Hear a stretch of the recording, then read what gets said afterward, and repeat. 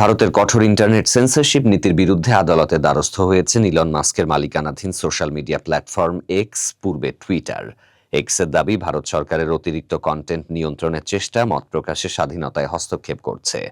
রয়টার্সের প্রতিবেদনে বলা হয়, 2023 সালে মহারাষ্ট্রের সাতারায় এক ব্যবহারকারীর পোস্টে শাসক দলের এক নেতাকে নির্বোধ বলা হয়।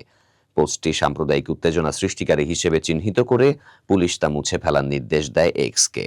এরকম আরও অনেক কন্টেন্ট অপসারণের আদেশের বিরুদ্ধে এক্স চলতি বছরের মার্চে কর্ণাটক হাইকোর্টে মামলা দায়ের করে।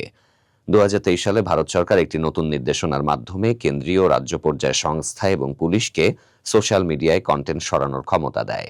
এর ধারাবাহিকতায় 2024 সালের অক্টোবর মাসে চালু হয় সহযোগ নামে একটি ওয়েবসাইট, যার মাধ্যমে সরাসরি সেন্সরশিপের নির্দেশ পাঠানো হয়। তবে এক্স এই ওয়েবসাইটে অংশ নিতে অস্বীকৃতি জানিয়ে একে আখ্যা দেয় সেন্সরশিপ পোর্টাল হিসেবে এবং আদালতে এর বিরোধিতা করে। আদালতে জমা দেয়া নথিতে এক্স দাবি করেছে, সরকারের বেশিরভাগ কন্টেন্ট অপসারণের আদেশ ছিল ব্যঙ্গচিত্র, রাজনৈতিক সমালোচনা এবং সংবাদমূলক পোস্টের বিরুদ্ধে, যা গণতান্ত্রিক অধিকারকে ক্ষুণ্ণ করে। ভারত সরকারের পক্ষ থেকে পাল্টা যুক্তি দেওয়া হয়েছে যে এক্সে ভুয়া খবর, ঘৃণা ছড়ানো কন্টেন্ট ও অবৈধ উপাদানের বিস্তার ঘটছে। সাইবার ক্রাইম বিভাগ জানিয়েছে, 2024 সালের মার্চ থেকে 2025 সালের জুন পর্যন্ত প্রায় 1400টি পোস্ট বা অ্যাকাউন্ট সরানোর নির্দেশ দেওয়া হয়, যার মধ্যে 70%ই সাইবার বিভাগ থেকে আসে। এখন পর্যন্ত মামলাটি আদালতে বিচারাধীন। ভারত সরকার, মেটা এবং গুগল এ বিষয়ে কোনো মন্তব্য করেনি।